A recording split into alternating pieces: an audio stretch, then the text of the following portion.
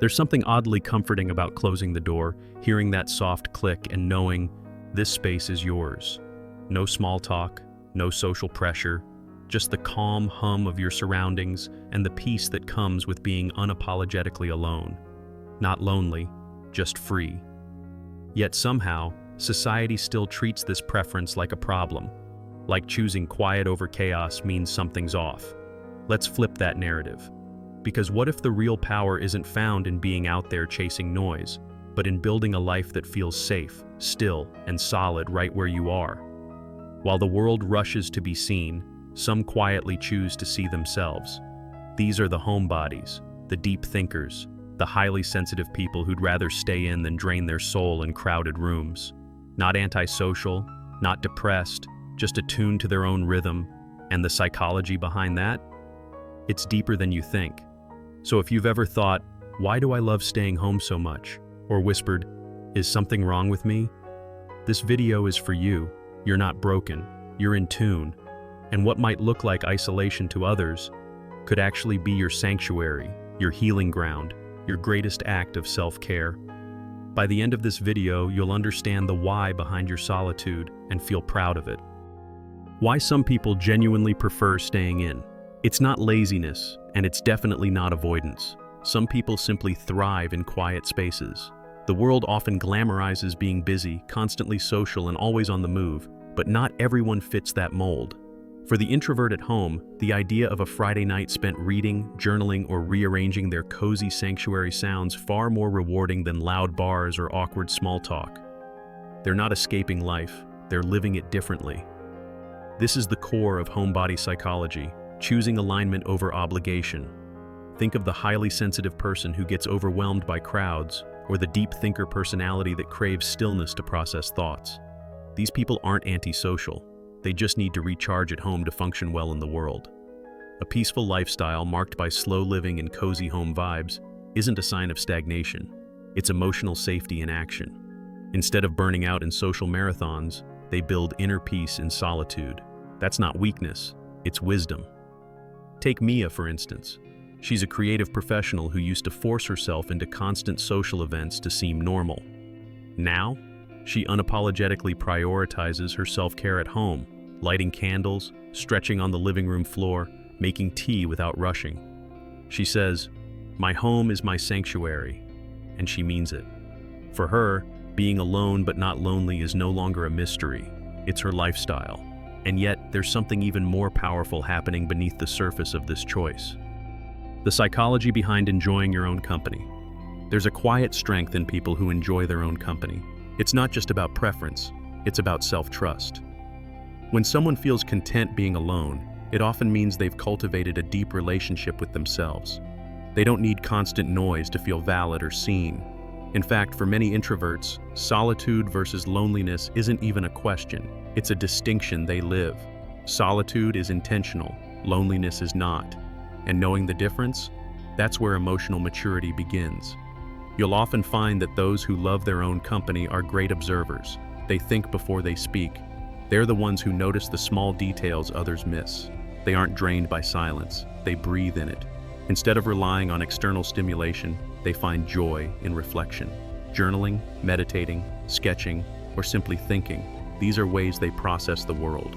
It's not a lesser way to live. It's just slower, deeper, and often far more meaningful than most people realize. For example, someone who chooses to stay in on a Sunday to bake banana bread, listen to a podcast on the psychology of introverts, or deep clean their space isn't wasting time. They're investing in their peace. It's about healing in solitude, creating mental health rituals, and embracing a cozy home vibe that supports, not stifles, their well-being.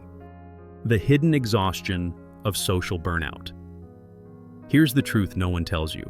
Socializing can be exhausting, especially for those who feel everything deeply. Sensitive person psychology shows us that overstimulation, loud environments, fast conversations, constant interaction can quickly lead to what's called social burnout. It's not just being tired, it's being emotionally drained, like your battery's been fried from too much input. And yet, people who feel this way often ask, is something wrong with me? Nope. Your brain's just waving a white flag. Highly sensitive people and introverts often find that after just one event, a work party, a family gathering, even a long phone call, they need hours, sometimes days, to recover. That doesn't mean they're antisocial. It means their nervous system is on overdrive, and the only way to reset is to retreat. This is where the phrase, "I prefer staying in," becomes less about laziness and more about survival. Recharging at home isn't optional, it's essential. And let's be real, pretending to be on all the time can mess with your mental health. That's why many quiet souls turn their homes into sanctuaries, soft lighting, calming music, familiar smells. It's how they reconnect with themselves after being stretched thin. If you've ever come home after a social event, kicked off your shoes, sighed in relief, and whispered, "Finally," you know exactly what I'm talking about. But the interesting part? This retreat isn't just rest, it's also where growth begins. Turning your home into a sanctuary for the soul. Your environment shapes your emotions more than you might think. For those who choose a peaceful lifestyle, home isn't just a roof over their head, it's a carefully crafted energy, a sacred space that whispers, "You're safe here." From the soft textures of blankets to the calming flicker of candlelight, everything is intentional. This is where the idea of "my home is my sanctuary" becomes not just a saying, but a daily act of emotional self-care. People who enjoy solitude understand that their space reflects their state of mind. When they're feeling scattered, they clean. When they're anxious, they declutter. When they need grounding, they rearrange their space until it feels right. These aren't just chores, they're rituals. Creating cozy home vibes, choosing colors that calm the nervous system, or simply playing soft lo-fi music during a slow morning can dramatically shift your mental state. Want inner peace? Start with your outer space. Take someone like Aaron, a software developer who works from home. He used to see his apartment as a crash pad. Now he sees it as a place to heal. He swapped harsh lights for warm ones, added plants, and even created a no-phone zone for quiet reflection. It's not about perfection, it's about peace. And once your space reflects your values, something magical happens. Being alone feels like a gift, not a gap. But the real transformation starts when you begin to see solitude not just as restful, but as productive in its own unique way. Most people think productivity is about hustle and grind, but for the quiet ones, the ones who embrace slow living and enjoy solitude, productivity often looks like clarity. In the stillness of their space, they come up with their best ideas, make aligned decisions, and reconnect with what truly matters. Solitude isn't wasted time, it's creative incubation. The world may ask, "Why do you hate going out?" But the truth is, staying in often leads to breakthroughs. When you're content being alone, your thoughts stop competing with the noise of the outside world. That's where deep thinker personalities thrive. They use their alone time to write, read, plan, or simply be. Steve Jobs was known for taking long, silent walks to solve complex problems. Virginia Woolf wrote about the necessity of a room of one's own. These weren't antisocial habits. They were strategies, ways of protecting mental clarity and emotional bandwidth. So the next time someone makes you feel odd for needing space, remember this. You're not just enjoying your own company. You're sharpening your intuition, protecting your peace, and building a quiet kind of strength. Alone, but not depressed. Content being alone. Happy in solitude. It's not about escaping the world. It's about returning to yourself. And when you learn to truly trust that quiet voice within, well, that's where everything begins to change. So here's the real question. What if everything they told you about being alone was wrong?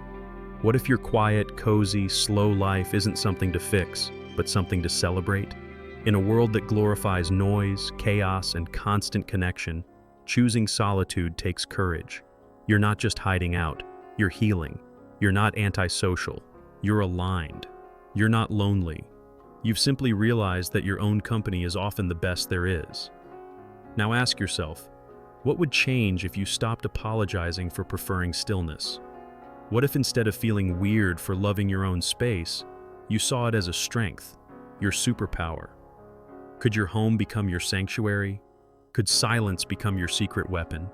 Could slowing down finally bring the peace you've been craving? These aren't just questions, they're invitations to live on your own terms. And maybe, just maybe, that's where real happiness lives. If this resonated with you, don't keep it to yourself. Subscribe to the channel, turn on notifications, and join a growing community of deep thinkers, homebodies, and peace seekers just like you. Because being alone but not lonely isn't something to hide, it's something to honor.